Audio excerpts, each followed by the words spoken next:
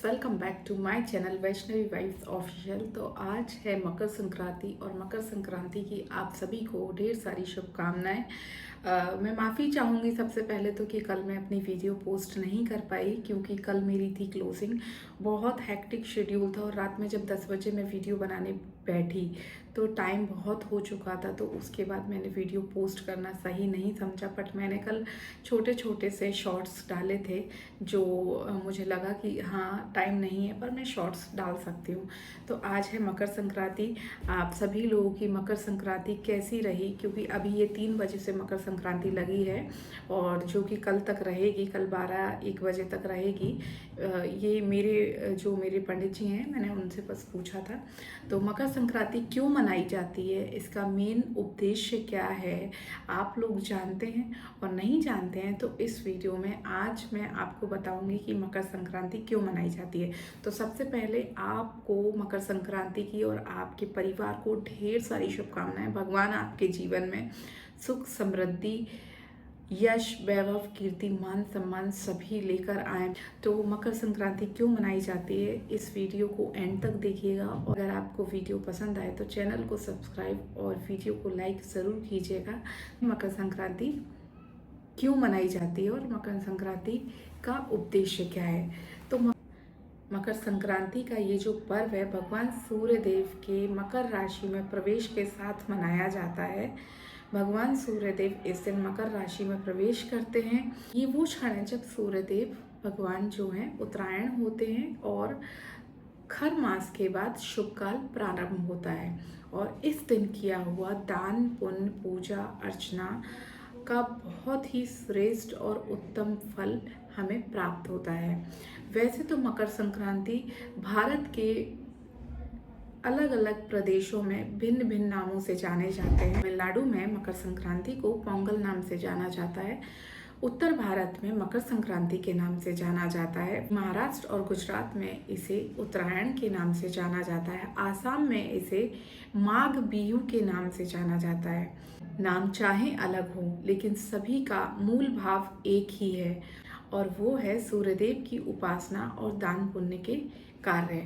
इस दिन भगवान सूर्यदेव की उपासना बहुत विशेष रूप से की जाए तो उसका फल बहुत अच्छा और शुभ माना जाता है और इस दिन किया हुआ दान पुण्य कभी खाली नहीं जाता। पूजा अर्चना इस दिन जो करता है उस दिन की पूजा अर्चना माना जाता है कि उस दिन का जो भगवान का आशीर्वाद होता है वो कभी खाली नहीं जाता है।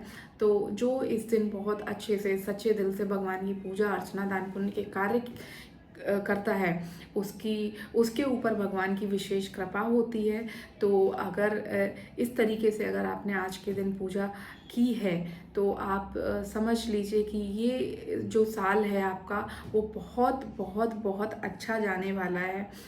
हो सके तो किसी भूखे को गरीब को खाना खिलाइए, साधुओं को महंतों को जाके थोड़ा सा दान पुण्य कर दीजिए। जैसे खिचड़ी का दान देने का बहुत अच्छा महत्व है और गुड़ और तिल का दान देने से सुख समृद्धि यश घर में आता है माना जाता है। पूजा अर्चना और दान पुण्य का जो फल हमें मिलता है वो कई गुना हमें रिटर्न में मिलता है। जो बोला जाता है धार्मिक दृष्टि से कि बहुत शुभ ये दिन होता है ये दान पुण्य के कार्य करने का। तो जो इस दिन दान पुण्य और पूजा विशेष तरीके से करते हैं उसका जो फल है हमें वो कई गुना बढ़कर हमें वापस हमें लौटता है भगवान के आशीर्वाद के रूप में।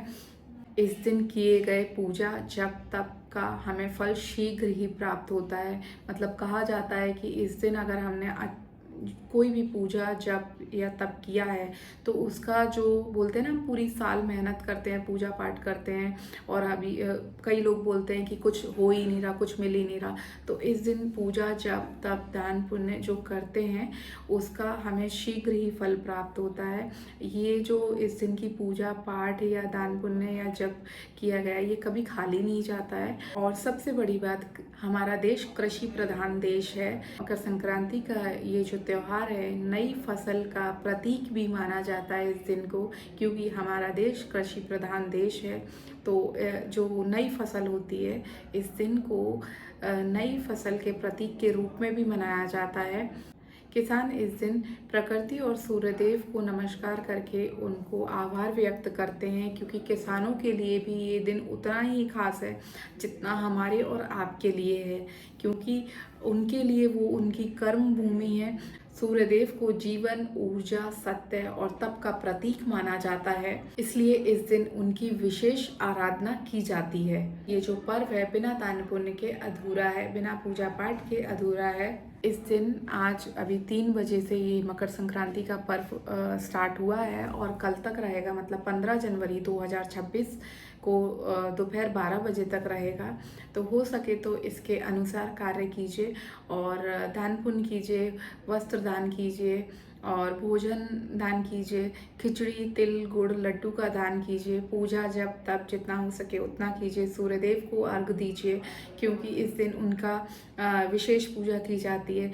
कल मैंने वीडियो नहीं डाली थी, तो जिसके कारण मुझे बहुत गिल्टी फील हो रही थी, लेकिन सीरियसली बहुत मुश्किल होता है वर्क के साथ यूट्यूब पे काम करना, और उस हमारे काम जो हमारा चल रहा है, जैसे जॉब या बिजनेस जो भी चल रहा है, उसके साथ एक वीडियो बनाना, उसको एडिट करना और उसको यूट्यूब पे इस लायक बनाना उस वीडियो को कि हम यूट्यूब पे उसको पोस्ट कर सकें।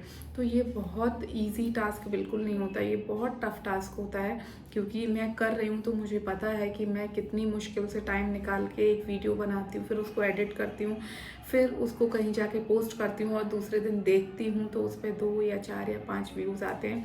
बट ठीक है, ये हार मानने का नहीं बल्कि पॉजिटिव रहने का टाइम है, और अगर अभी हम नहीं करेंगे तो हम आगे की जर्नी बिल्कुल नहीं कर पाएंगे यूट्यूब पे। तो फाइनली मैंने आज मकर संक्रांति की आप लोगों को थोड़ी बहुत नॉलेज मेरे हिसाब से दी है। जितना मैं करती हूँ मकर संक्रांति पे, उतनी मैंने जो नॉलेज है आप लोग के साथ शेयर की है। और अगर वीडियो पसंद आई हो तो प्लीज़ एक लाइक ज़रूर कीजिएगा। चैनल पे अगर नए हैं तो चैनल को सब्सक्राइब कीजिएगा, बने रहिएगा मेरे इस चैनल पे।